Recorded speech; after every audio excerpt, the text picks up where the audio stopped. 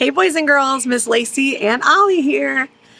This month, we're talking about confidence, which is learning to see yourself the way God sees you. So I hope you enjoy today's lesson and have a great week. Bye-bye.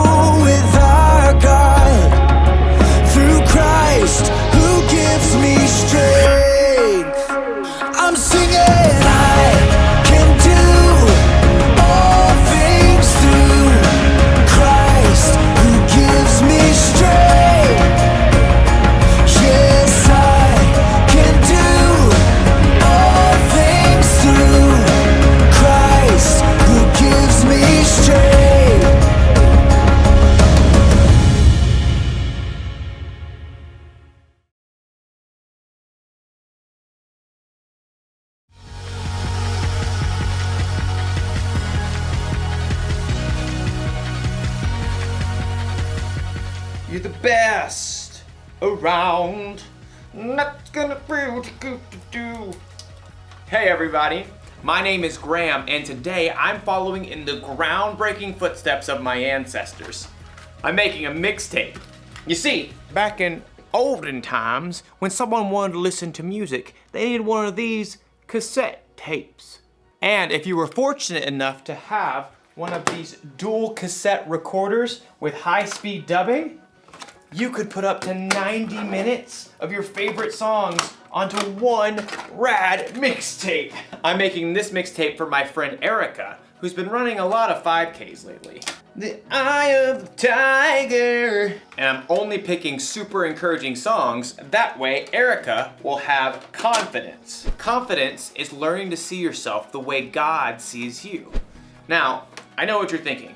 Wouldn't it be simpler just to make a playlist that Erica could listen to on her phone? Maybe, but this is all a part of the plan. My plan is to give this mixtape to Erica so she can listen to it while she's running. She probably doesn't have a tape player, so she'll borrow mine. And if she carries this thing around with her everywhere, she'll build up arm strength. Oh, I didn't say it was a good plan. Oh man, another one bites the dust. Sometimes plans don't work out the way you expect. But as you'll see in today's story, sometimes there's a bigger and better plan. Oh. Gotta switch to side 2, I guess. How did people even survive back then? The Bible. It's 66 books of history, stories, letters, and poetry that fit together to form God's one big story. The epic adventure of how He created us and loves us so much that He made a way to rescue us. As we travel through the Bible, from Genesis to Revelation, we discover people who met God and found their lives changed forever. Now, for an amazing story. Inspired by the book of Joshua, chapters 5 and 6. For 40 years, God's people wandered the desert. At last, they reached the land that God had promised them. Joshua led them to the edge of the rushing Jordan River. The priests will carry the ark of the Lord. The ark was a beautiful chest that reminded the Israelites that God was with them. As soon as the priests step into the Jordan, it will stop flowing. Sure enough, as soon as the foot of the first priest touched the edge of the river, the waters parted.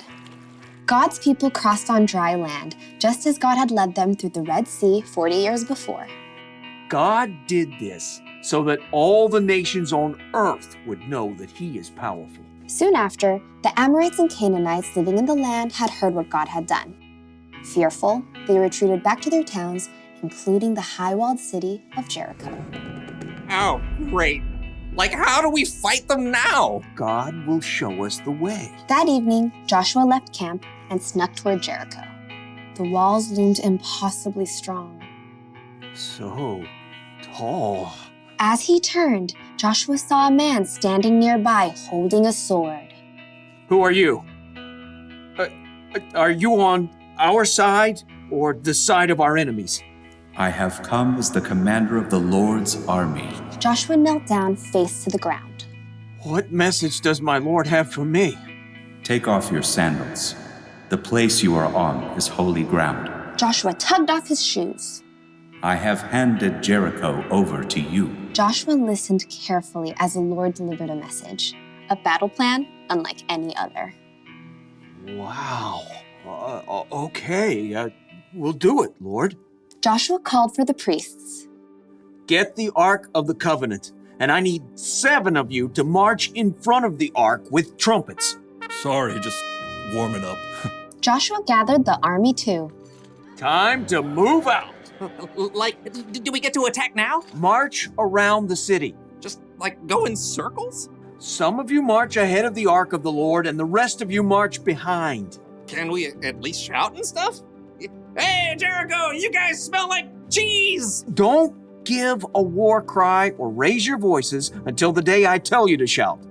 But the priests must blow their trumpets. Forward, march! The entire army, including the priests, marched one time around Jericho, just as the Lord had instructed Joshua. Now can we get them? Back to camp, men. We march again tomorrow. The next morning, the Israelites marched around the city once again. And then on day 3, once again on day 4, not to mention day 5, and once again on day 6. We march again at sunrise. I have blisters. At dawn on the 7th day, the army and priests formed their strange parade once more.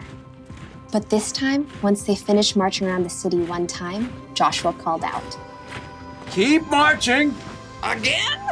My feet are killing me. The Lord has told me we must march around the city 7 times today. On the 7th time around, the priests blew a long blast on their trumpets. Now shout! The Lord has given you the city! Yeah, it's smelling cheese! As the shouts of the Israelites rang out in the clear morning air, something incredible happened.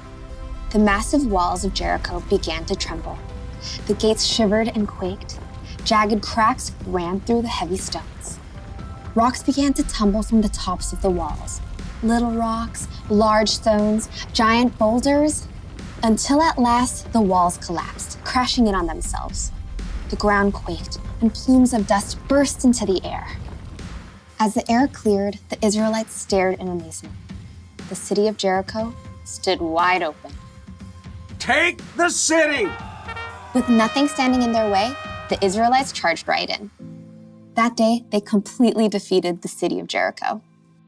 God was with Joshua, and he became well known everywhere in the land.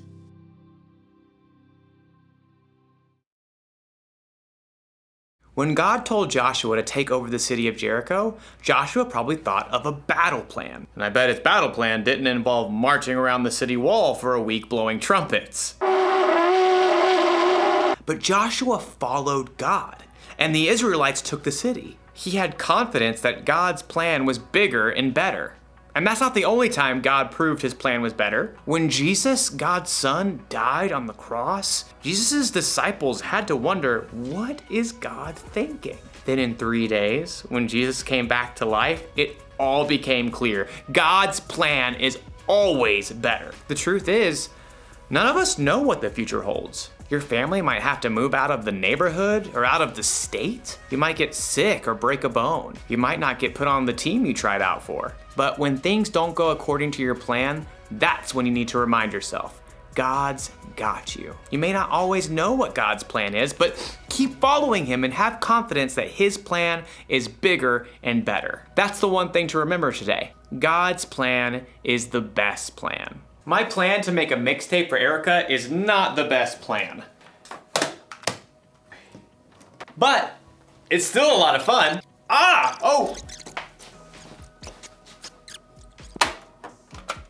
Oh no, it's unraveled. Oh wait, no worries. I've got an idea. Huh? Just like my ancestors. I'll see you next time.